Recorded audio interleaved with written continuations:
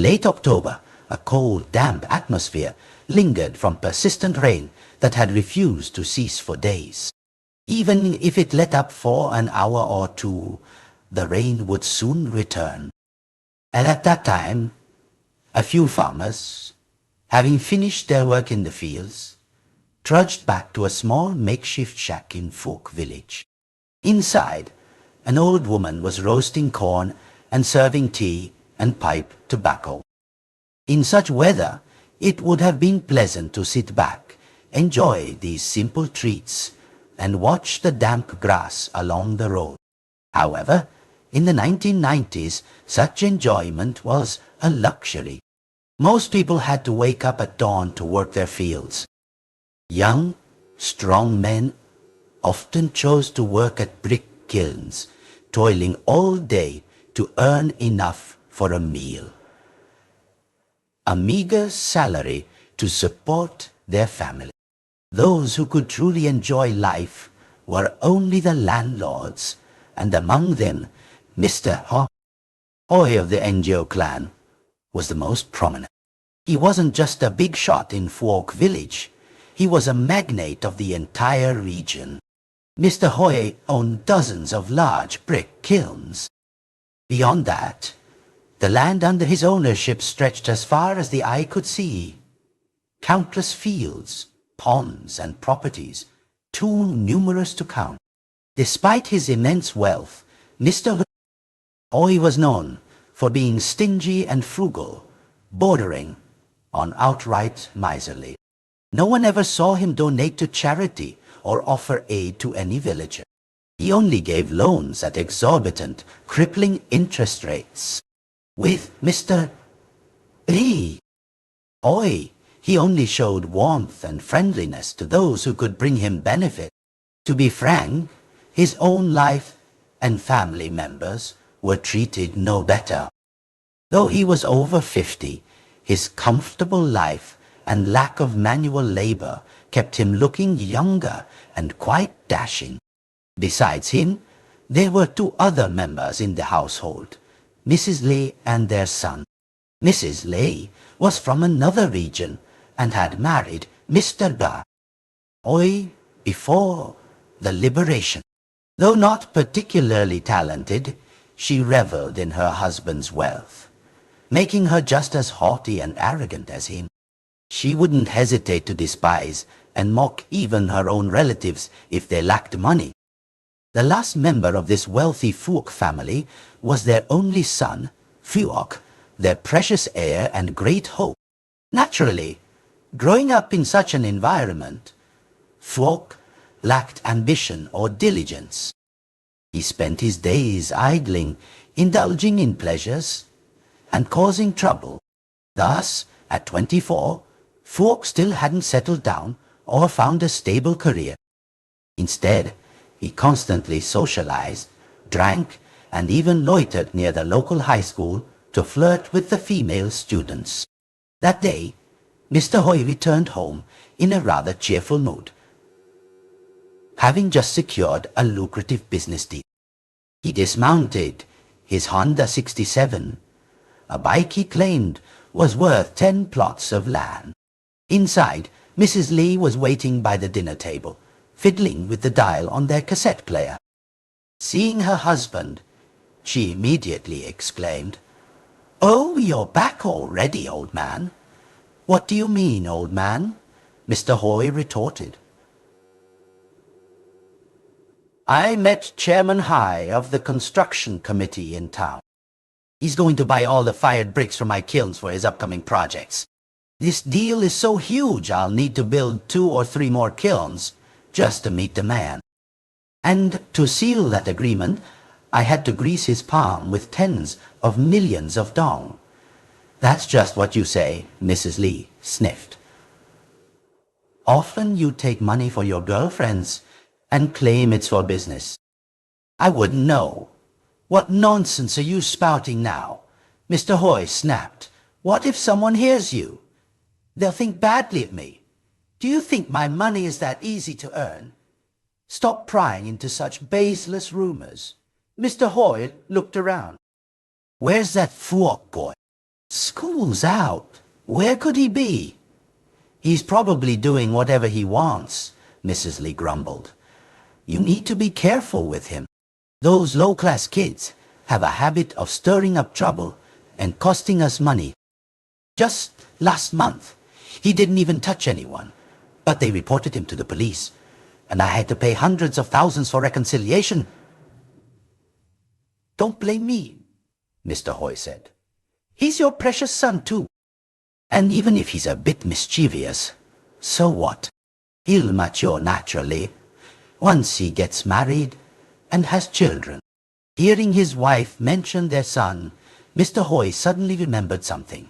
He slapped his thigh. Oh, I forgot. I told you a few days ago that when we had some free time, we'd go visit Mr. Tai's family in the next village. I've been so caught up in work, I completely forgot.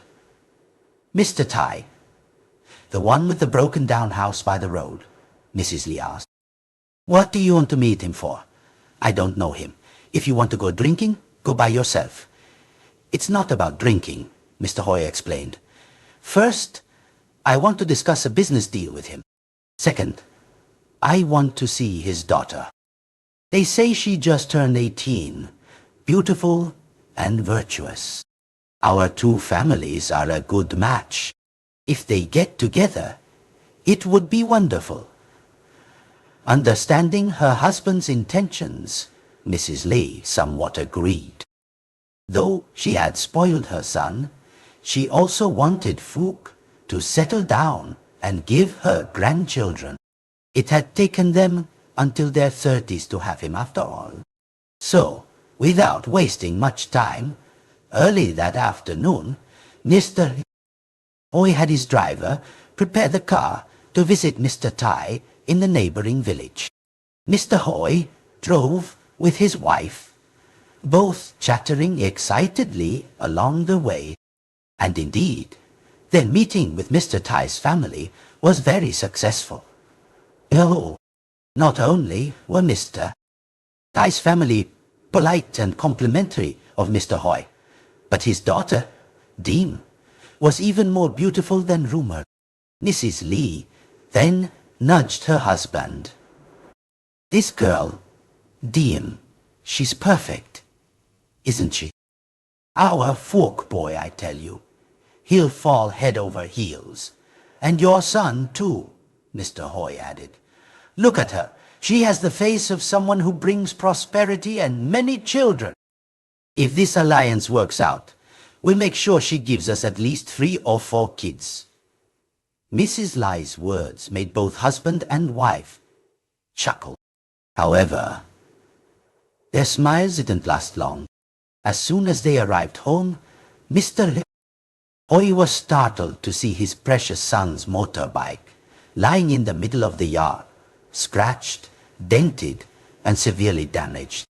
Before he could speak, Fook ran out of the house, his face swollen, bruised, and one side black and blue. Dad! Dad, save me! Fook cried. What happened to you? Mr. Hoy asked angrily. Who hit you? Who hit my son? It's Kong from the next village, Fook stammered. No need to say more. Mrs. Lai urged her husband fiercely. Come on, old man. Let's go there and teach him a lesson. Mr. Hoy was just as furious as his wife. Without a word, he turned the car around. Soon, the couple and Fook arrived at Kong's house. Kong was a young man around Fook's age from a rather ordinary family. His father, Master Tang, was a fortune-teller and Feng Shui master, often sought after for ceremonies, groundbreaking, and house blessings. Mr. Hoy's family had consulted him a few times before, but they weren't close. Stepping out of the car, Mrs. Lai yelled, Kong, you dog, come out here. Kong and a few other young men quickly emerged. This was clearly a gang, seemingly ready for a confrontation. You pervert! Show your face here. Kong rolled up his sleeves. Kwong! rolled up his sleeve. I'll beat you until you're paralyzed, you hear me? Fork indeed was a bit scared. He flinched back. Oh, Dad, Mom, please. But before Kong could lunge, a figure emerged from the house. Is this an abandoned house? Or are you trying to assault someone here, Kong? It was none other than Master Tam, Kong's father. He was a small man with sharp, piercing eyes. He walked out, leaning on a polished wooden cane with a carved cobra head. At his appearance, Kong and the other young men lost their aggression. Kong approached and whispered something in his father's ear. Master Tam nodded, then looked at Mr. Ga. Oi! Oh, greetings, sir. What brings you and your family here? I'm busy right now, not taking divination requests. Mr. Hoy scowled. Divination my foot. I'm here to demand justice for my son. What did he do that made you hit him until he's bruised like this? Look at him. If you don't make this right, don't expect me to let it go. I'll call the police. Call the police, you say. Master Tam calmly replied. Then go ahead and call them. I'm actually eager for them to arrest your son for harassing and groping my daughter. Master Tam then recounted the story. Earlier, Kong was on his way to pick up his 11th grade sister, Deem, from school. She was sick that day and couldn't ride her bike. But when he arrived at the school gate, Kong witnessed Phuoc harassing his sister, even brazenly touching her.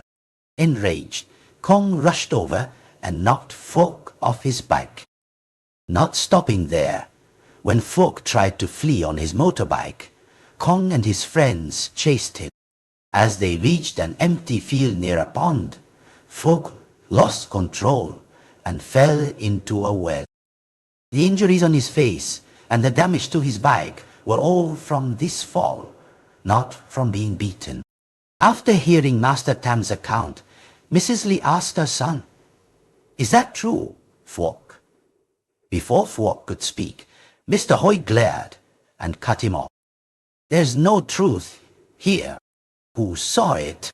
That's just a joke. You're all ganging up on my son. And who saw his daughter being touched? Even if she was, it's just normal teasing. No need to argue with these people. I'll call the police and they'll handle it. There will be no reconciliation. Anyone who touches my son will only face me." The more Kong listened, the angrier he got. "Do you think you can cover up anything with money, old man? You're defending your son so unreasonably." As the situation grew tenser, Master Tam spoke loudly. "Kong, you and the others, go inside. Hurry now. I'm old. I don't have the strength to visit you in jail. This is ill-omened." Kong had no choice but to obey his father. Only Master Tam and Mr. Hoy's family remained. Master Tam stepped forward and spoke to Mr. Hoy in a low voice. "Sir, I want everything to be resolved peacefully, without involving the police or the law." Mr. Hoy's face hardened, and he sneered, stroking his goatee. "You seem smart enough. Even if you're right about this, I have plenty of ways to destroy your family. And besides, what you're doing now is against the law. What do you want? Just say it quickly." "No need for you to teach me," Master Tam replied. "I don't want to live in conflict with you. I still need to support my family. Look, I want 10 million dong in compensation." At that time, 10 million dong was an extremely large sum, almost astronomical for families like Master Tam. He shook his head pointing at his house. "Mr. Hoy, look at my house. It's so dilapidated. Is there anything here worth that much money you're asking for?" "I don't care about that," Mr. Hoy said dismissively. "If you can't pay cash now, then I'll wait. Just pay me back with interest each month."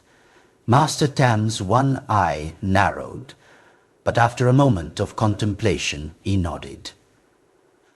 "All right. I agree. Isn't that better?" Mr. Hoy said with satisfaction. "Don't worry. If you're short on money one month, I can let it roll over to the next." He then turned to his wife and son. "Let's go home." Upon returning home, Mr. Hoy slumped onto a chair, but he quickly noticed the displeased expressions on his son's and Mrs. Lai's faces. "What's wrong with you two?" he asked. "I'm so angry." Mrs. Li fumed. "They beat our son like that, and you handled it so leniently." "Exactly, Dad," Fyok chimed in. "I'm so furious." "You two really don't think things through," Mr. Hoy scolded. "Those injuries on your face are just superficial. And as for those people, they can barely afford to pay 10 million. With compound interest, it will drag on for generations. Fyok, you must learn from your father. The cruelest punishment is through money. It's nothing short of a living hell." As soon as Mr. Hoy finished speaking, Mrs. Li beamed. "So you did have a plan after all. But if something like this happens again, I still want to teach those hooligans who dared to lay a hand on my precious son a lesson." "Do whatever you want," Mr. Hoy said, tiredly. "I'm exhausted. I'm going to rest. If dinner's ready, you two eat first. I'll eat when I wake up." Having instructed his family, Mr. Hoy stood up and walked towards his bedroom. Outside, Mrs. Lai called for a maid to bring a hard-boiled egg to roll over her son's face, a folk remedy for bruises, not forgetting to tell her about the matchmaking efforts. Fyok, upon hearing this, seemed displeased. "Mom, I'm still young," he protested. "I want to have fun for a few more years before getting married." "What fun?" Mrs. Li snapped. "Your father is determined this time. If you don't comply, he'll cut off your allowance and send you to the army. Be smart. Get married. If you want to have fun, no one's stopping you then." Of course, a person like Fyok wouldn't dare defy his parents. But when it came to his allowance being cut, Fyok lost almost all will to resist. 2 months passed. Mr. Hoy's household experienced quite a few upheavals. His business ventures encountered many difficulties. Last weekend, Mrs. Li was even swindled out of several gold taels by a con artist. That afternoon, Mr. Hoy was checking his ledgers, frowning and rubbing his forehead, muttering to himself. Just then, Mrs. Li entered, her face beaming with excitement. "Husband, what's wrong?" she asked. "Listen to me. I have some news." "What is it?" "Mr. Hoy sighed. "I've been having headaches lately. Everything's going wrong. I'll probably have to shut down some of the brick kilns because of all the losses." "Why think so much?" Mrs. Li said cheerfully. "Business ups and downs are normal. But I've brought you some good news. It's sure to cheer you up." "What news?" "Do you remember Master Tam's family owing us 10 million dong? Well, this morning his son came and paid it all back. Not a single dong short, really. Mr. Luo," Hoy exclaimed, surprised. I counted it carefully. I even took the IOU back from his son. How did that old man get so much money? Who cares? Mrs. Lee waved her hand. Maybe he struck it rich, helping some family, or collected money from a blessing. His line of work involves divination, isn't it? We should count this as a complete return, right? Now, you go rest. I'll tell the maid to cook some delicious food for tonight. With that, Mrs. Lee stood up and left. But as she exited the living room, she heard her husband's voice calling her. "Wife, come back here!" "What is it, husband? Tell me." "This morning, when Master Tam's son came to pay, what was his attitude like?" "His attitude was normal," Mrs. Lee replied. "Only he looked into our house a bit too much." "Why do you ask, Mr. Hoy narrowed his eyes, looking around. "Wife, I have a feeling that our recent bad luck isn't a coincidence." "What are you saying? I don't understand." "I think someone is trying to harm our family. If they used normal means, they couldn't possibly compete with our power and wealth. But using dark methods, charms, I'm not sure yet. But if it's true, someone who harbors a grudge against me and has the power to use dark magic, it can only be that old man Tam. Or perhaps, if he's not behind it, someone who's competing with me might have paid him to do it." "Ah, yes, that's right. That's why Master Tam had the money to pay us back. It must be him. I'll handle it." As Mrs.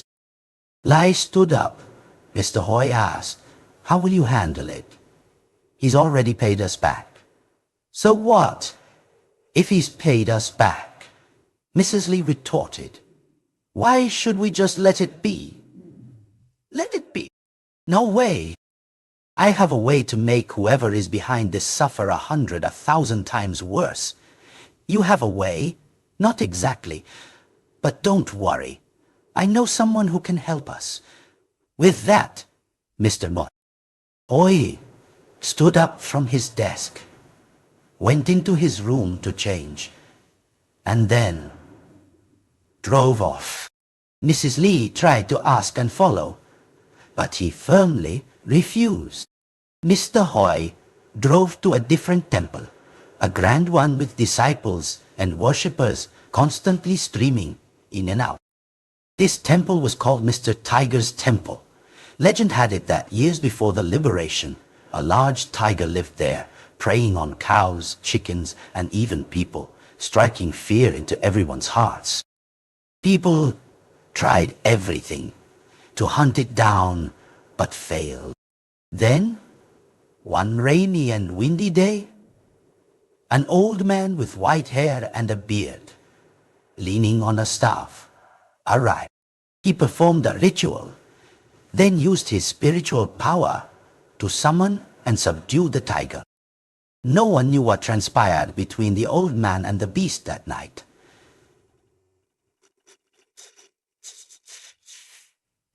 The next morning, villagers rushed to the clearing by the forest and found the old man meditating under a large tree, with the tiger lying meekly beside him.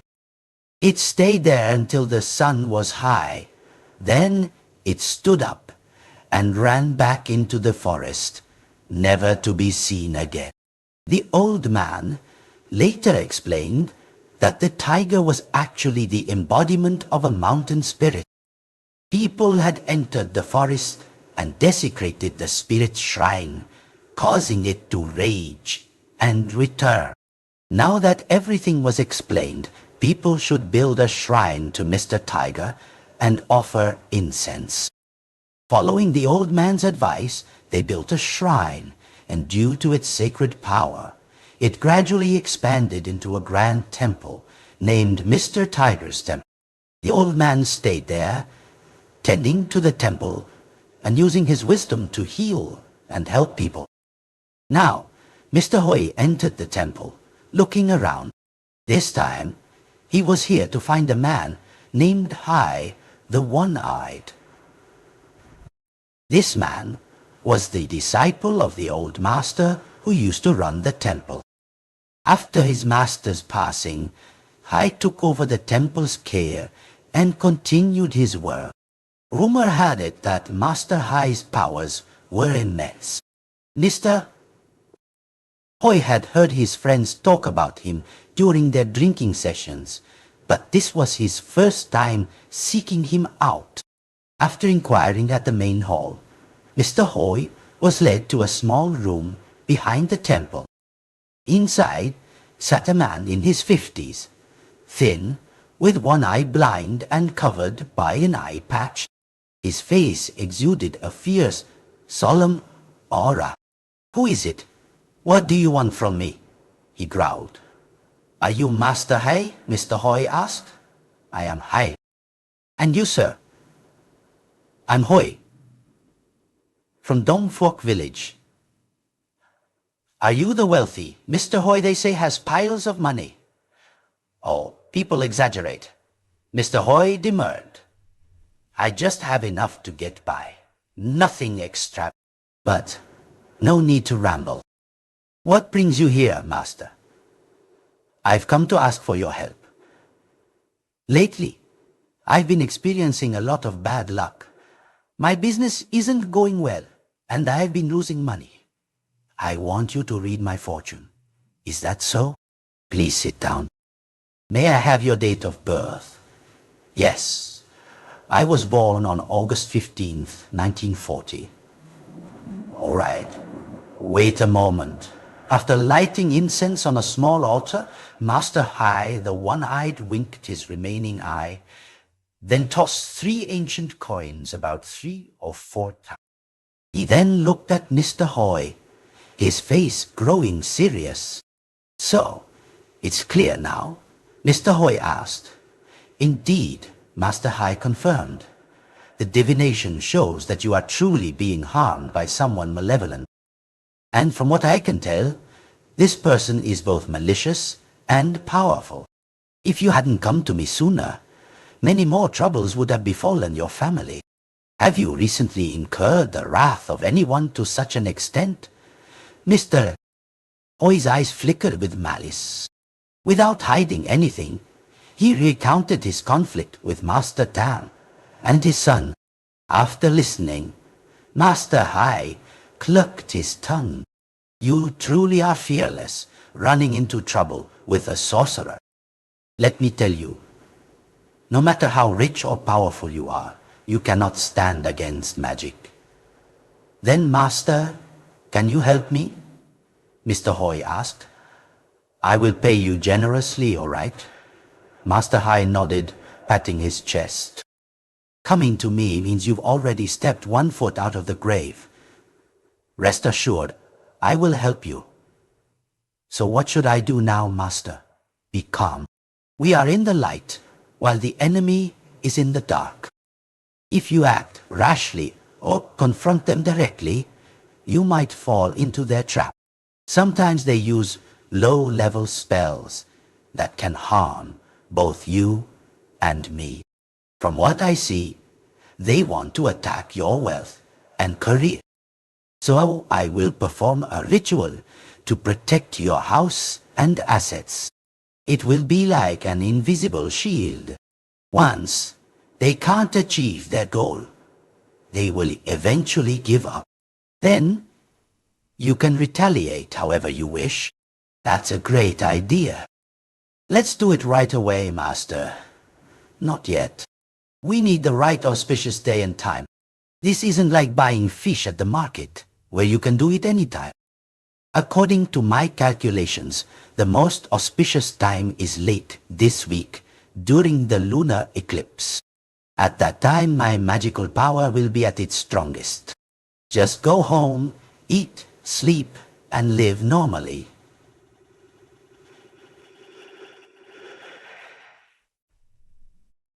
Then prepare an offering tray with plenty of cakes, votive papers, and a pig that has been bled and hung upside down in your yard. I will come that day to perform the ritual. Yes, master.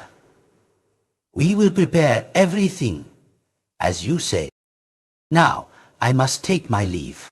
After Mr. Hoy left, Master Hai's face broke into a knowing smile. He looked outside and called out, "Teo, where are you?" A young man quickly appeared. This was Teo, his only disciple. "Teo, I have a task for you. Go to Dong Fork village and confirm if the man who just left is indeed Mr. Hoy of the Angel clan, the richest man there. Be discreet. Don't let anyone notice." "Yes, master. I'll go right away." It didn't take long. Around mid-afternoon, Teo returned. "Master, I scouted the situation as you instructed. That was indeed Mr. Hoy of the NGO clan. Their house is incredibly wealthy, master. This time we've hit the spot." "How so?" Master Hai asked. "Why did he come to see me?" "I was outside earlier, but there were too many people at the temple, so it was noisy. I couldn't hear." Master Hai scowled, then recounted his recent conversation. After listening, Teo's eyes widened. "So, master, his family is being harmed by someone?" "Harmed? What harm?" Master Hai snorted. "I just told his fortune, and he's just scaring himself. But, as they say, a rich man's cut finger is worse than a beggar's ruptured gut. Nhân needs share." "Oh? Ow. You can't just say there's nothing wrong, can you? We have to make things sound serious to extort money from him. I need to make at least 10 taels of gold from this. I heard he was rich before, but I never had a way to approach him." "Who knew he'd come to me on his own?" Teo chuckled, pleased with his master. He, more than anyone, knew that Master Hai had no profound magical abilities as people rumored. Everything was just a product of their elaborate tricks and scams. In the past, Master Hai had indeed studied under the previous master, but due to his lack of talent, he only learned superficial divination and fortune-telling. Even when he wanted to draw a talisman, he had to open a book, place paper over the image, and trace each stroke. He couldn't draw them from memory. Meanwhile, Mr. Hoy returned home from the temple and quickly relayed the story to his wife. Mrs. Lai was furious. She gritted her teeth and yelled, "That old Master Tam! He's tired of living, isn't he? So what do we do now, husband?" "Calm down, wife," Mr. Hoy said. "Master Hai has given me advice. First, we need to perform a ritual to protect our family, our wealth, and our businesses. Once we have that protection, the next part of my revenge plan will begin. What are you going to do? What else?" "That old man can only use black magic to harm me, but I have 100,000 ways. I told you, if he messes with me, his family won't be able to live in this land." "How can you be so reckless? You need to be careful." "I'm worried." "Don't worry, wife." 3 days later, the important time finally arrived. In the afternoon, all preparations were complete. Mr. Hoy and his maids meticulously arranged the offering table. Mrs. Lai paced anxiously, occasionally lighting incense on the ancestral altar, mumbling prayers for the ceremony's success. Time slowly passed, and the sun eventually set. The surroundings grew dark and a bit chilly, with the first autumn wind blowing from the north. At the tea table in the living room, Mrs. Lee whispered to her husband, "Husband, when will Master Hai arrive?" "Calm down, wife," Mr. Hoi said. "He said he'd perform the ritual tonight during the lunar eclipse. I'm sure he'll be here soon. Or maybe he forgot. Nonsense. Why? How could he forget? Just a few days ago, he sent someone to give me a list of offerings to buy. I'm just worried, that's all." "Why are you so impatient? And where's Fuok?" "He hasn't shown his face since dinner. Where else would he be?" Mrs. Lai replied.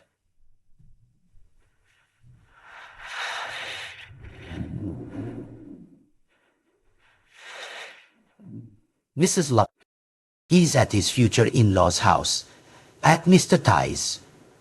This was another small joy for Mr. Hoi and his wife. After the matchmaking session between the two families last month, Fuok had become infatuated with young Dave. Since then, Fuok had gone over there every day, even helping Mr. Tai with some household chores. Mr. Hoi, after hearing his wife, nodded. "You picked a good one quickly, wife." "If Fuok is serious about that girl, we should agree on a wedding date soon." "I was just about to talk to you about that," Mrs. Lee said. "But I haven't had a chance to mention it yet with all the preparations for this ceremony. Once this trouble is resolved, I'll sound them out to see what Mr. Tai's family thinks." Just then, as Mr. Hoi finished speaking, a maid ran in from outside. "Sir, madam, Master Hai has arrived." Almost immediately, Mr. Hoi stood up and, along with his wife, hurried out. Indeed, Master Hai had arrived, bringing his disciple, Teo. As the gate opened, Mr. Hoi rushed to greet them. "Master, you're here. How wonderful. My wife and I have been waiting impatiently for you." "I think I'm still early," Master Hai said. "The ritual won't begin until the lunar eclipse at midnight." "Is everything you prepared ready?" "Oh, Master, rest assured, nothing is missing." And it was true. After taking a look around the front yard and the altar, Master Hai nodded, seemingly satisfied. He pointed to the basin containing the pig's blood. "Teo, quickly take this pig's blood, mix it with my talisman water, and sprinkle it at the four corners of the house. Make sure you do it thoroughly. If even one corner is missed, our ritual won't be effective." "Yes, Master, yes." Teo quickly took a red talisman from his pocket, burned it, dropped the ashes into the basin of blood, and then went from corner to corner, sprinkling.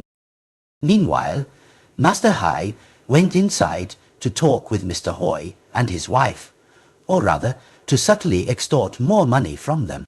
"Mr. Hoi," Master Hai began, "this is my first time here. As people say, you truly own an impressive estate." "Oh no, Master, don't say that," Mr. Hoi replied. "This is just ordinary. Many people in this region are much richer than me." "Don't be so humble. I've helped many wealthy families before, but I must say your house is the most imposing and powerful I've seen." "Is that so?" Mr. Hoi smiled faintly. Mrs. Lai, chiming in, added Master, "Since you're here, I also have another request. My husband and I plan to arrange a marriage for our only son. He's 25 this year. I'd like you to check if he and the girl next door are compatible. And please, pick an auspicious day and month for us to prepare for the wedding." "Oh, joyous news. Congratulations to both of you. Yes, thank you, Master. Master Hai raised his teacup, taking a sip, then continued. Mr. Hoy, earlier I mentioned preparing money for the ceremony. What about that? How much money, Master? I'll pay it. Since you ask, I must tell you that I usually don't care for money or fame. However, I am performing under the auspices of Mr. Tiger, so I must offer wealth to him. Normally, for such a ritual to protect one's wealth and future generations, I would charge 15 to 20 taels of gold. But since you, Mr. Hoy, live nearby, and I also appreciate your easygoing and friendly manner, I will only take 12 taels, symbolizing the 12 months of the year.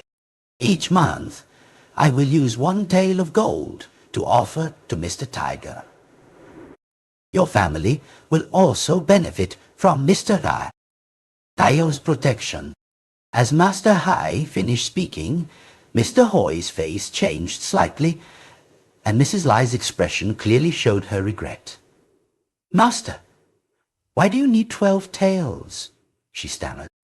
People say that even for a grand ceremony, 2 taels is already a lot. 1 or 2 taels is for common rituals, like groundbreakings, new house blessings, or appeasing wandering souls. But this, madam, is a ritual to protect your family and your assets from all losses and misfortune. You regret 12 taels of gold now, but if you don't perform this ritual, there are countless ways for your family to lose 100, 1,000 times that amount. How will you bear that? But this, Mr. Hoy cut off his wife. He spoke in a placating tone. Master, to be frank, I don't have 12 taels of gold.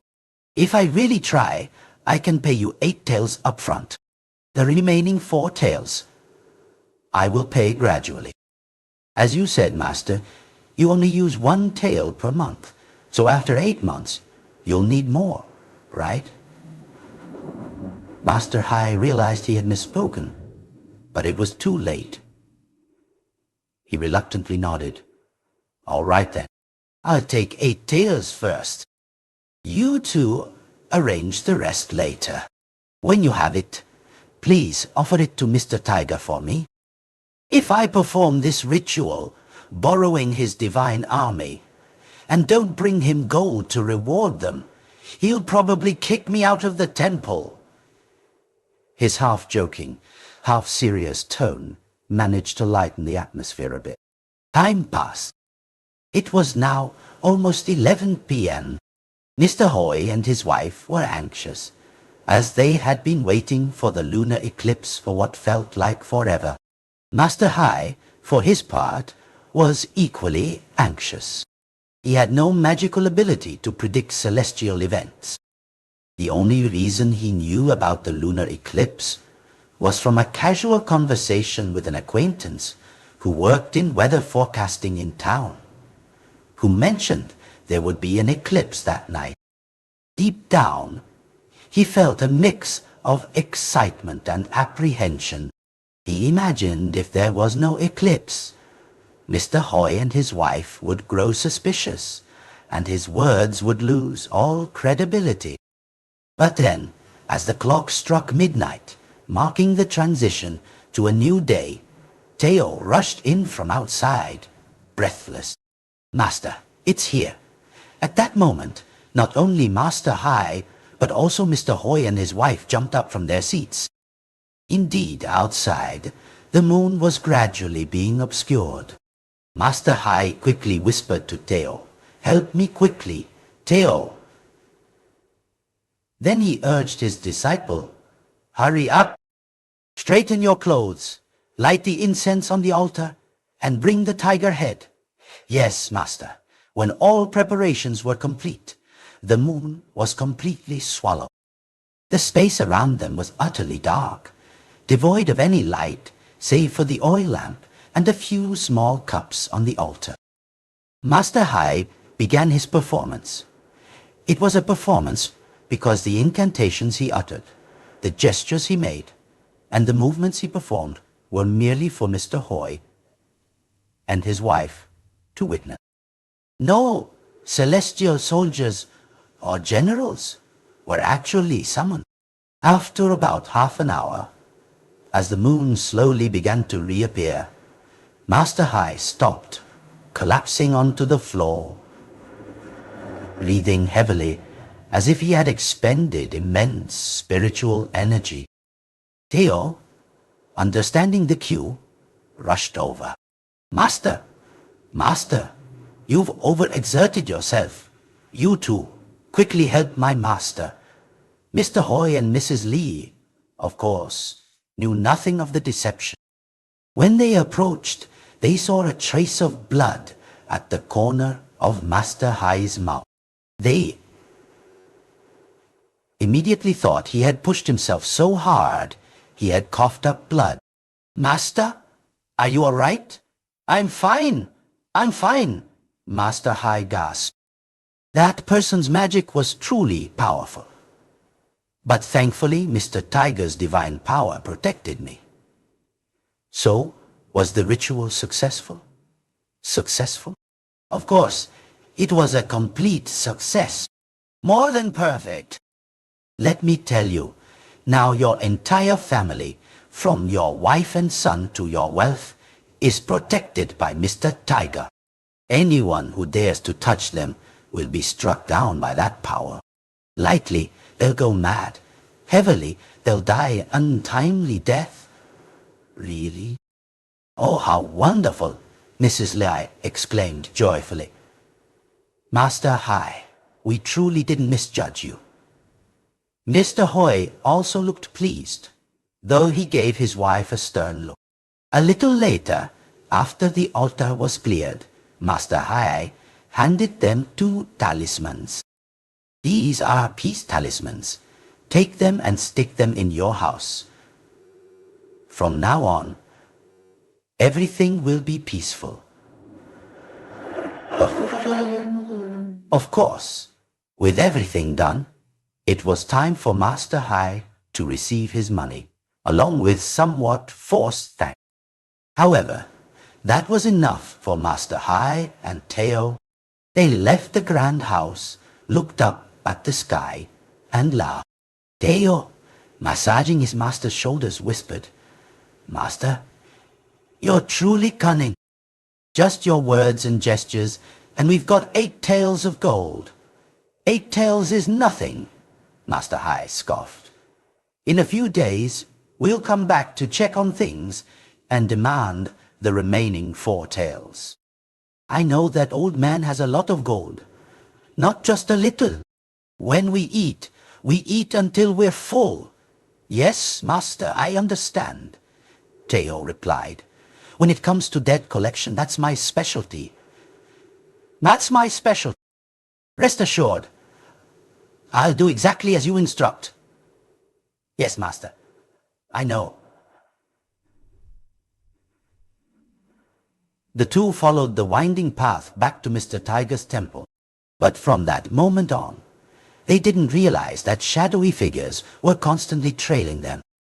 What was peculiar about these shadows was that they didn't move normally.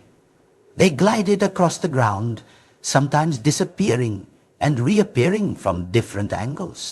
Common to all these shadows were their glowing red eyes, like 2 burning coals. Back at Mr. Hoi's house, after seeing them off, he sat down and poured himself a cup of tea.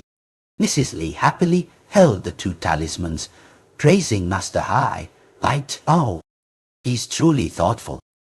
A talented person will always put everything in order. Don't praise him too much, Mr. Hoi said. It's still my 8 taels of gold after all. But I forgot to ask, why did you only give him 8 taels and keep 4? Because I'm stingy, of course, Mrs. Lee replied. It's true that we need to perform the ritual, but 12 taels of gold is no small sum. So, I figured we'd give him 8 tails first and see if his magic works. If it does, then we'll pay the rest. If not, I'm just delaying, trying to find a way to get out of paying the remaining amount. Are you sure that's wise? Mr. Hoy worried. I'm afraid it might have repercussions. After all, Master Hai's magic is profound. What if he's like that old Master Tam, holding a grudge and harming us? Mr. Hoy had of course considered his wife's reasoning. He shook his head. All right, I'll think about it later. Don't say anything more. Go rest. Then he finished his tea and stood up. Once the couple was in their bedroom, the conversation turned to their precious son. Phuoc had returned home earlier, but only to shower and change. He then said he was going to Dime's house because her family was having a party to introduce him to some acquaintances. At the time, Mr. Hoy was too preoccupied with the ritual preparations to pay much attention. But now he remembered and turned to his wife. Wife, don't you think Mr. Tai's family is a bit too enthusiastic about Phuoc? What are you saying, husband? Mrs. Lai asked. I think they treat him like their own son-in-law. Isn't that something to be happy about? Happy, you say? I think there's something strange going on.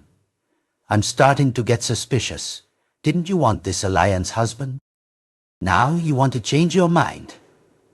I don't want to change my mind. It's just a gut feeling. Gut feeling? Ah, what good is that? We have money and manners. I wish they would get married tomorrow. I'm so eager. I want grandchildren. Our family is rich, but every time I go out, I see poor families cuddling their children, and I can't help but feel a longing. I wonder when I'll have such a blessing. Don't worry, wife. It'll be soon. Mr. Hoy comforted her. Now, let's go to sleep. Tomorrow, I have an important meeting with a distributor. If it works out, we won't have to worry about finding buyers for our brick kilns. This connection goes all the way to the south, and they can take all our products. That would be great. Lately, business deals for brick distribution have been awful. Constant price reductions, plus extra commission and bribes. I feel like more money is going out than coming in. I hope everything ends here, and I can return to a peaceful, happy life like before. As he spoke, Mrs. Li pulled the blanket over herself and began to drift off to sleep. But little did she know that her wish would never come true, for a horrifying tragedy was about to befall her family. In his sleep, Mr. Hoy had many disturbing dreams. First, he saw his deceased father, a respected landowner in his time, equally wealthy and powerful, perhaps even more so than Mr. Hoy himself. Hoy rushed to him, asking frantically, "Father, what's wrong?" His father glared at him. "You ungrateful wretch. You harmed me. And now you've harmed the Ning Yo clan." "What are you saying, father? What are you saying, father?" I haven't done anything. You harmed me." As his father spoke, his entire body seemed to dissipate until he vanished. Then Mr. Hoy found himself surrounded by dozens of shadowy figures. Each of them looked terrifying. He couldn't recognize any of them, but they hurled curses and insults at him. Hearing his venomous words, Mr. Hoy, not one to back down, was about to confront them when he realized his body was completely paralyzed, like an unmoving statue. He could only stand there, letting those figures curse and even beat him. When dawn broke, a sharp pain jolted him awake. He sat up abruptly, eyes darting around, hands instinctively raised in defense. This action woke Mrs. Lai, who frowned and turned to him. "What are you doing, making so much noise? Let me sleep. It's not even morning yet." It took Mr. Hoy a while to compose himself. He realized it was just a dream, and he was currently in his familiar bed. Sweat poured off him like rain. He breathed heavily, trying to gather his strength to get out of bed because he needed to use the restroom. But as his right foot touched the floor, he was quickly overwhelmed by a sudden, intense pain. "Oh, it hurts so much." "What's wrong, old man?" "My leg hurts so much, wife." Mrs. Lee switched on the light and looked down at where her husband was pointing. But strangely, she saw nothing, no marks, no injuries. Yet his pain was real, and his agony evident. He gritted his teeth, lay back down, and moaned, not knowing what to do. Mrs. Lai was flustered. She immediately called their maid to find the village medic. About half an hour later, the medic arrived with a bag of medicine. Though called a medic, this person was actually a medical school graduate and a doctor at the local clinic. However, he wasn't allowed to practice privately under the title of doctor, so he could only use the title of medic for his private work. When he saw the couple, Mrs. Lee frantically pleaded, "Please, doctor, save my husband. I don't know what's wrong with him, but his leg is in terrible pain." "All right, let me examine him," the medic said. After examining Mr. Hoy, it seemed the doctor-cum-medic couldn't figure out what was wrong. He mumbled, "Strange. But let's just calm him down. He can take a painkiller and a sedative." "Ano ba? Are these?" "Just do whatever you need to do," Mrs. Lai urged. "As long as my husband isn't in pain." Indeed, after taking the 2 pills, Mr. Oil is still in bed, though he still moaned softly. A moment later, he drifted back into a deep, unconscious sleep. He didn't wake until noon. He looked around dazedly. He couldn't quite clear his head.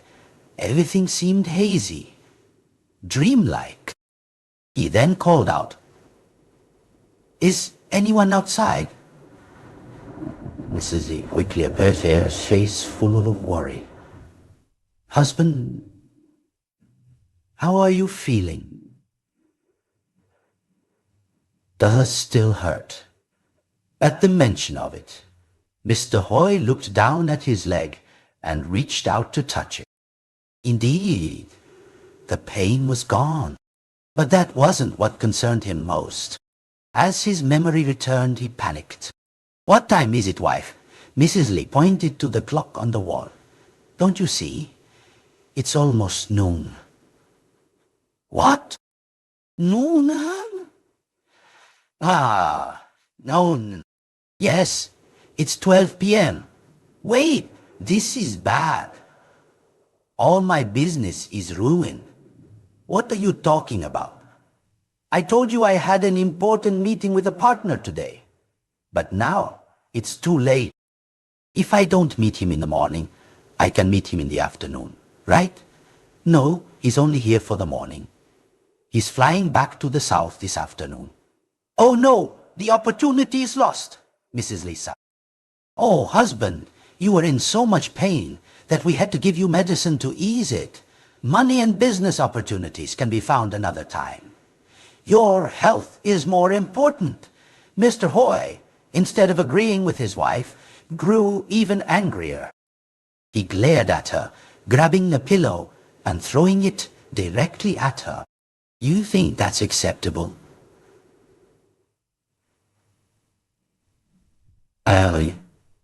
And so, I'll do, she,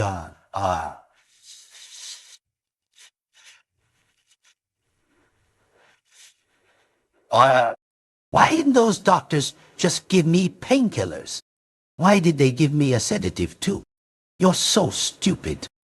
I truly regret marrying someone as foolish as you. What did you say? Stupid. And what about foolish? Mrs. Lai retorted, equally enraged. I did it for you. For me. For what? Foolish. You're truly a foolish woman. I don't want to see your face anymore. Get out. Faced with such insults, Mrs. Li wasn't one to back down. She hurled insults back. You think you're the boss around here, saying whatever you want? That's enough. Enough, you say. So what? I don't want to talk to someone like you. I'm going back to my mother's house. Go. Get out of my sight. Don't ever come back to this house. As his wife stormed out of the house in a fit of rage, Mr. Hoy slumped onto the bed. Now, the pain was no longer as important as the loss of a business opportunity. Early that afternoon, after eating lunch alone, Fok returned, whistling cheerfully. Of course, he couldn't escape his father's wrath.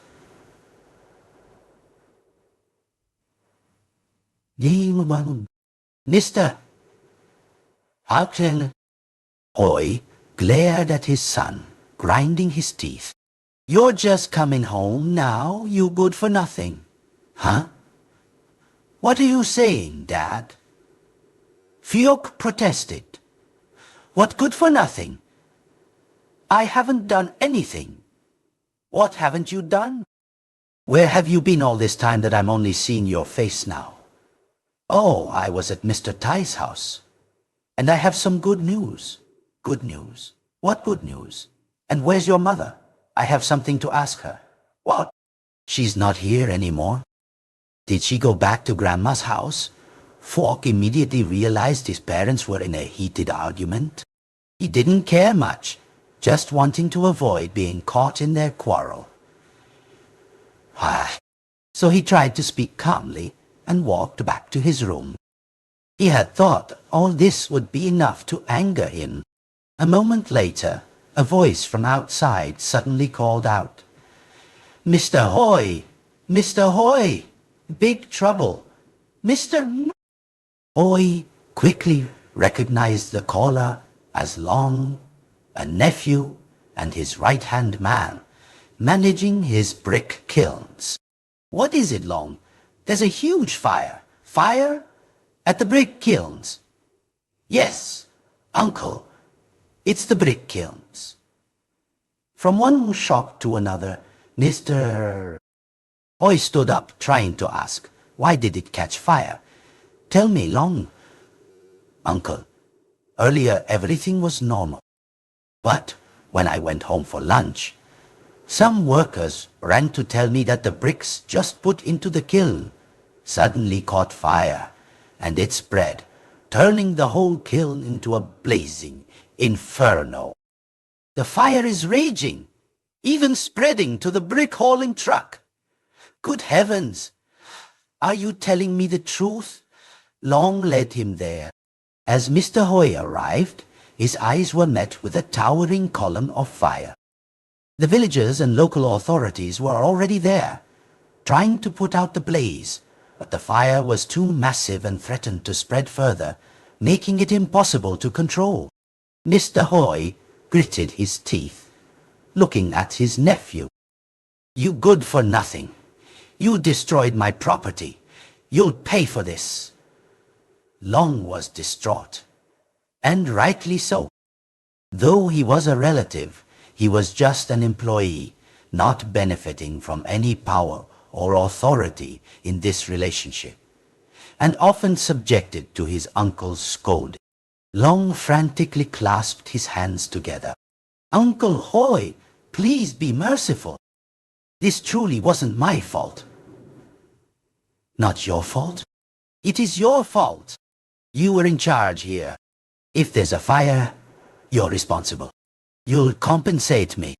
Once the fire is controlled, I'll calculate the damages. Then you'll be able to cry a river. Long didn't wait for his uncle to finish.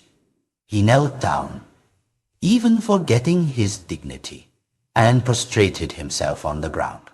Uncle Hoy, please have mercy on me. Where will I get the money to compensate you, Uncle?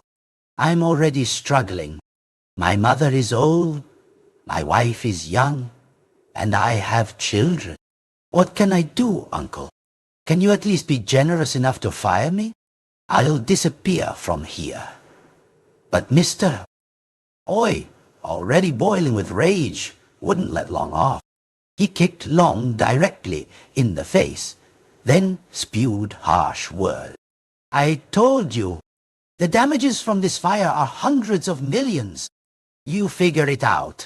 If you pay, prepare to go to jail. If you die, so what? If you want to. And let me see. But Mr. Hoy didn't realize that this challenge, directed at a desperate man like Long, was nothing short of an incitement. Long glared at his uncle, then walked away. That was the last time Mr. Hoy saw Long alive. That same night, he received news that Long had been found hanging from a tree branch in a deserted garden in the village. But by then, Mr. Hoy felt no pity. His only concern was, Long was dead. How would he get his money back? Enraged, he gritted his teeth.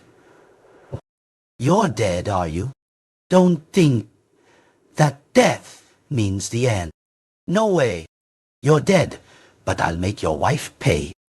If they don't pay in this generation, then your children and grandchildren will have to pay my debt. Time passed. It was now midnight. Mr. Hoy's face was haggard, as if he had aged a decade. He didn't know how many bottles of wine he had consumed. When his cup hit the floor, his maid rushed over. Sir, it's late now. Don't drink any more. Get some rest to recover. Ignoring her, Mr. Hoy glanced at the maid with eyes that seemed to burn with malevolence, making her shrink back in fear. She dared not speak again, bowing her head and quickly turning to leave. After finishing the last of the wine in the bottle, Mr. Hoy leaned back on the long chair nearby and drifted off to sleep, hoping sleep would bring him peace. But he had barely fallen asleep when he heard familiar calls. Mr. Hoy! Mr. Hoy! He slowly opened his eyes. Who's there? Mr. Hoy! Mr. Hoy! As his eyes adjusted to the dim light of the small oil lamp, Mr. Hoy was utterly horrified. The person calling him was none other than Long. His face was pale, his neck still bore the rope, and his tongue hung down to his chin. Long's eyes were fixed on him. From within the coffin, Long's faint calls continued. Mr. Hoy! Mr. Hoy gasped, startled. His subconscious mind clearly registered Long's death. He stammered, Why are you here, Long? Why did you force me so much?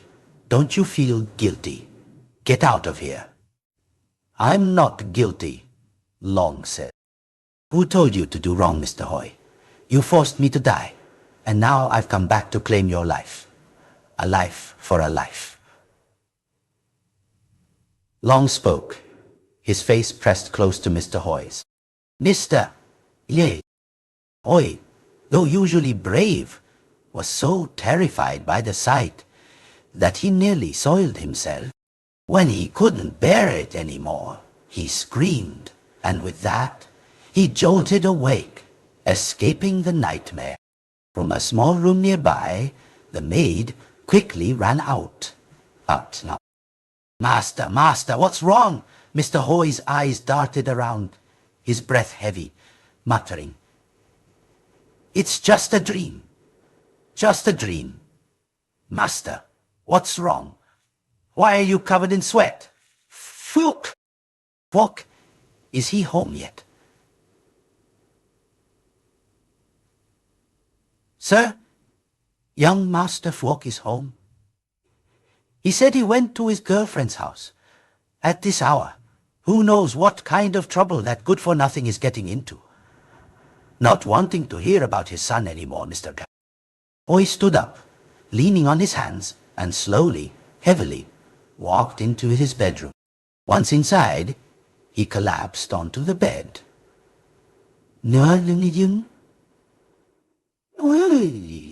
The horrifying dream lingered, preventing him from falling back asleep immediately. He sat with his back against the headboard, eyes scanning the room as if guarding against something. When he finally composed himself, he tried to piece things together. He felt as if something was connected to the misfortunes he had encountered today. Of course, he immediately thought of the ritual at Master Hai's house. Oh, had his protection ceremony gone wrong, causing even more bad luck? All right, I'll go there and confront him. If he scanned me, he'll regret it. After sitting for a while longer, he eventually drifted off to sleep from exhaustion and the lingering effects of the alcohol. In this deep sleep, he once again witnessed Long's appearance. This time, Long's face was furious and swollen, no longer pale and lifeless. Not stopping there, Long fiddled with the noose around his own neck, and then spoke directly to Mr. Hoy. "Mr. Hoy, I've come for your life. Do you have a noose at your house?" "Bring it out! It's so much fun here, with so much money and wealth, even yours." Mr. Hoy felt completely powerless. He couldn't scream for help or run away. He could only watch as he was tormented and tortured mentally. When dawn approached, Mr. Hoy woke up for the second time. But now he dared not sleep anymore. To his horror, he saw a rope lying on the floor. Where did it come from? Fear gripped him completely. Of course, after his shout, only the maid appeared. She was surprised and confused by her master. But before she could say anything, Mr. Hoy threw the teapot from the nearby table at her. "Where did this rope come from? Are you trying to kill me?" "Sir, what are you talking about? Look!" Now it was Mr. Hoy's turn to be stunned, because following her gaze and pointing finger, he no longer saw the rope. It was just here, wasn't it? The maid bent down to pick up the broken pieces of the teapot, grimacing in pain as she had been hit. Mr. Hoy knew he was wrong, but he didn't even offer an apology. Instead, he continued to rage. "Get out! Get out of my sight! Wait until it's a bit brighter." Mr. Hoy then remembered what he needed to do. He sat up, got out of bed, and with a tired, dejected look, put on some dirty clothes, got in his car, and drove off. His destination was Mr. Tiger's temple. Upon arriving, he saw that it was crowded. This wasn't surprising, as many people still came to offer prayers to the Tiger God and seek Master Hai's help. Mr. Hoy walked inside, but after passing the main hall, he realized the crowd wasn't there to offer incense. They were gathered in the back, where Master Hai's living quarters were. Following the path, Mr. Hoy's eyes eventually fell upon a funeral arrangement. Inside was a coffin, surrounded by mournful incense. To his shock, he also saw Teo wearing a mourning headscarf. "What's going on here?"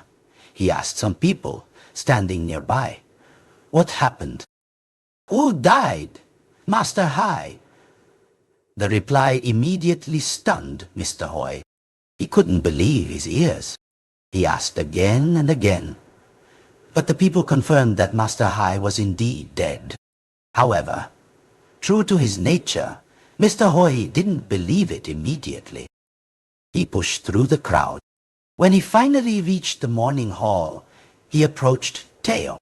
Upon seeing him, Teo looked scared and backed away, hiding behind the door. "Teo, come out here. I want to ask you something," Mr. Hoi demanded. "Tell me, who is the man in this coffin?" "It's my Master Hai, sir." "What? He just died?" "Just a few days ago, he came to my house to perform a ritual."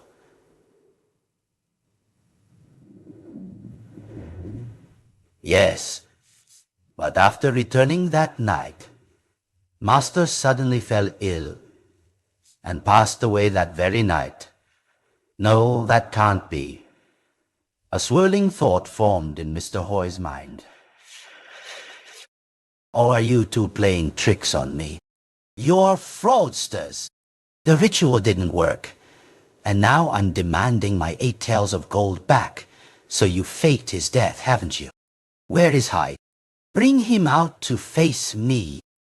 Don't think you can escape by faking your death." Teo was flustered. He stepped forward. "Sir, my master truly passed away. Don't say such things. It brings bad luck to my master. Bad luck or good luck? Who cares about that old man? You said he's dead, right? Fine. Let's see if he's really in there." Mr. Hoi furiously marched toward the coffin. It was securely nailed shut, but for him that was no obstacle. He turned to the crowd. "Listen, everyone. I paid this old Hai a large sum of money to perform a ritual for me. But not only did things not improve, they got worse. So, I believe he's faking his death to avoid paying me back. Listen up. I'll pay a tael of gold to anyone who helps me pry open this coffin." Seeing such a lucrative offer, 4 or 5 young men stepped forward. "All right, we'll help you pry open the coffin. Even if the old man is dead, he still has money." Teo immediately ran over, pleading with Mr. Hoi. "Please, sir, don't open the coffin. My master died with his eyes open, and if you open it now, something terrible might happen. Get out of here." "Don't think your words will scare me." Mr. Hoi snapped, then slapped Teo, sending him sprawling backward. The young men then set about their task, eager for the generous reward. Nail after nail was removed. The crowd outside, though scared, decided to stay and watch to see if Master Hai was truly inside the coffin. In less than 15 minutes, the last nail was pulled out. Mr. Hoi was certain in his mind that there would be nothing inside. But, alas, when the coffin lid was lifted, it was indeed Master Hai, and worse, his body emitted a putrid stench. His limbs were stiff, covered in black and red bruises. His blind eye protruded from its socket, and his normal eye was wide open, staring fixedly at the ceiling. Witnessing such a grotesque sight, Mr. Hoi recoiled, a wave of nausea threatening to overwhelm him. Of course, this image couldn't be fake. He frantically waved his hand. "Close it! Close it!" After the coffin was resealed, Mr. Hoi turned to Teo. "Tell me, what exactly happened?"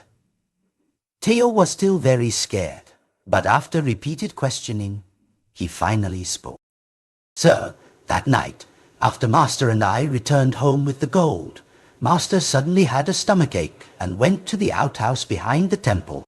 I waited in the room, but he didn't come back for a long time. Worried, I lit a lamp and went to look for him.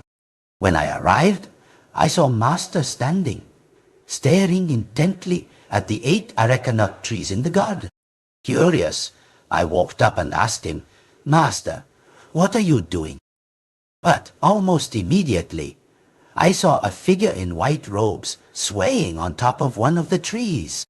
In an instant, the figure vanished, and my master collapsed to the ground, unconscious. When I helped him back to the room and gave him some warm water, he slowly came to, but his face was full of worry. He kept frantically calling out a name. He then quickly got up and frantically searched his cabinet, pulling out several magic books. He then performed some hand seals and rituals from those books, looking nervously around. I was both curious and scared. When I asked him, he told me to pack our bags and leave. He said to wake up tomorrow morning, go to the bus station, and buy 2 tickets for the 2 of us to travel south. But I didn't get to do it. The next morning, I didn't see Master anywhere. I thought he had returned to normal and gone to do some ritual work. He had told me to buy bus tickets. So I took the money and went to the station, buying 2 tickets for the afternoon. When I returned from the bus station, I still didn't see Master. He didn't come back until late that night. His hands were bruised and black, his clothes torn, as if he had been fighting someone. I asked him, but he didn't say anything, just sat there, sighed. I didn't think much of it, and just told him about the tickets. But Master didn't care. He told me to discard them.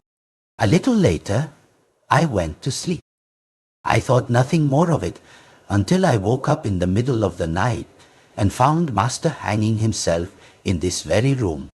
Before putting the noose around his neck, he had gouged out his own blind eye.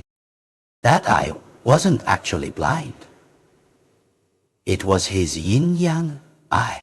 After practicing magic, Master was corrupted by evil, and that eye could no longer see normally.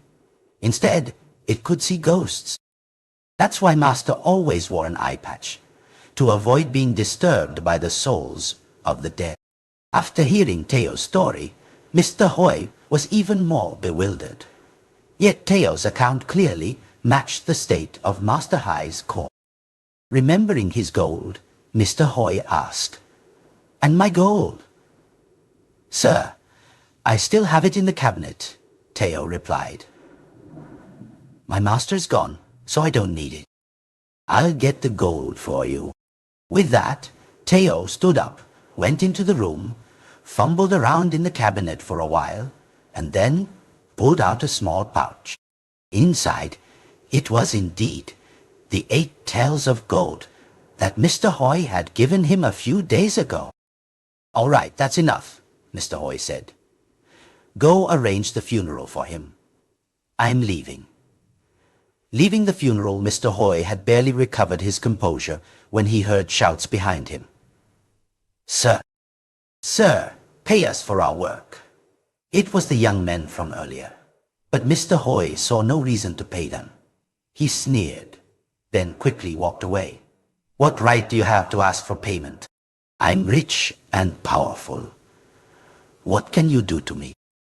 I know you were planning to extort money from me, but I'm not that foolish."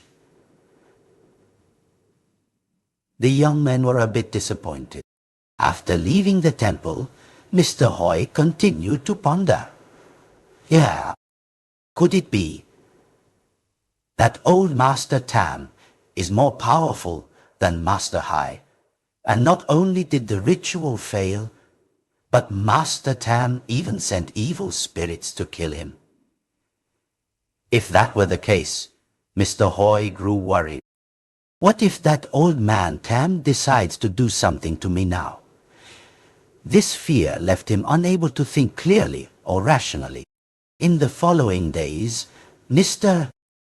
Oi sought out all the famous sorcerers in the region, spending several times more than the 8 taels of gold he had given Master Hai. But the results of those rituals were futile. Bad luck continued to plague him. First, the brick kilns were suddenly inspected by the Department of Labor. They concluded that the kilns did not meet safety standards and showed signs of employing underage workers. As a result, the business was temporarily suspended, and he had to pay a fine of several tens of millions of dong. The second misfortune was that he was swindled out of almost half of his land assets by someone he considered a trusted business partner, who then fled.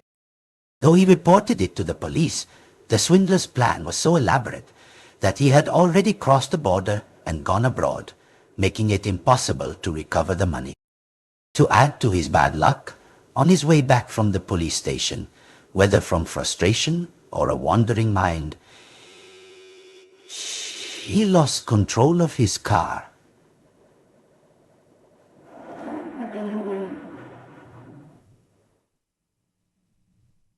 And crashed into a river.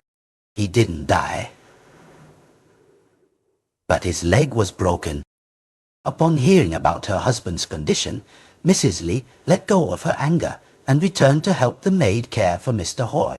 It was during this time that Mrs. Lee began to witness truly horrifying events. She often heard whispering voices in her ear, and shadowy figures would occasionally dart past at such speed that she couldn't discern who or what they were. Mr.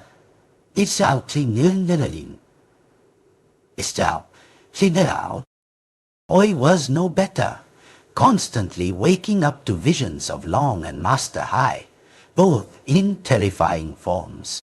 Each of them tried to approach him, calling his name and demanding his life. Overwhelmed by fear, he dared not sleep. He would only close his eyes for an hour or two, when exhaustion completely overcame him. But the worst misfortune was yet to come. One afternoon, as Mr. Hoy and his wife sat dejectedly at a table in the living room, their son, Phuoc, returned after a long absence at his girlfriend's house. Mr. Hoy gritted his teeth and roared, "You dare show your face here again? I thought you'd moved in with them." "So much has happened in this house, and I haven't seen your face once." Normally, Phuoc would try to argue back when scolded, but this time was different. He fell to his knees, tears welling in his eyes. "I'm sorry, Dad." "Sorry for what?" "What trouble have you caused now?" Phuoc looked up and recounted the story. Indeed, just as Mr. Hoy had feared, things at Mr. Tai's house were not good. They had taken advantage of Phuoc's gullibility and ignorance, luring him into gambling, drunkenness, and accumulating debts. When their son finished speaking, Mr. Hoy glared. "Good heavens! You good-for-nothing! Are you trying to make me die of anger?" "Dad, I'm sorry. I didn't mean to. It's just that Mr. Tai's family tricked me." "Tricked you? You're stupid. How much money did you borrow from them? Including interest, it's over 500 million dong. What? Needless to say, 500 million dong was like an entire fortune to Mr. Hoy at this point. Moreover, with all the recent misfortunes, he couldn't even help his son. He stood up, grabbed Phuoc by the collar, and slowly shook him. You knew what debt was like, so why didn't you come and tell me sooner?" "Dad, because he spoke so sweetly to me, promising me money with no interest. and that I only had to pay back the principal when I won. But while I was caught up in gambling, he secretly prepared debt papers for me to sign. I'm sorry. Not only Mr. Hoy, but Mrs. Lee also lost her composure. She glared, grabbing her son's collar. You're going to kill your parents. You're going to kill me. Oh, fate, why am I so miserable? What did this family do to suffer such continuous misfortunes? As his wife spoke, Mr. Hoy seemed to awaken to a realization. He gritted his teeth. Yes, it's because of him. That old man, Tam. It's all his fault. He seemed to have lost his sanity. He ran into the kitchen, grabbed a sharp knife, and despite his bandaged leg, climbed into his car and sped towards Master Tam's house. Upon arriving, he furiously burst through the gate, knife in hand, grinding his teeth and yelling, "Tam, you come out here. I'm going to kill you." Master Tam quickly appeared, but he seemed surprised by Mr. Hoy's presence and actions. Mr. Hoy's presence... Hoy, what are you doing? For a long time, I haven't had any dealings with your family. And now you come here with a knife, looking for trouble. It's all because of you. You harmed my family. Don't say such things. Do you know that to get that 10 million dong, I had to sell the ancestral land that was meant for Kong to inherit? Master Tam pointed to the adjacent plot of land. Mr.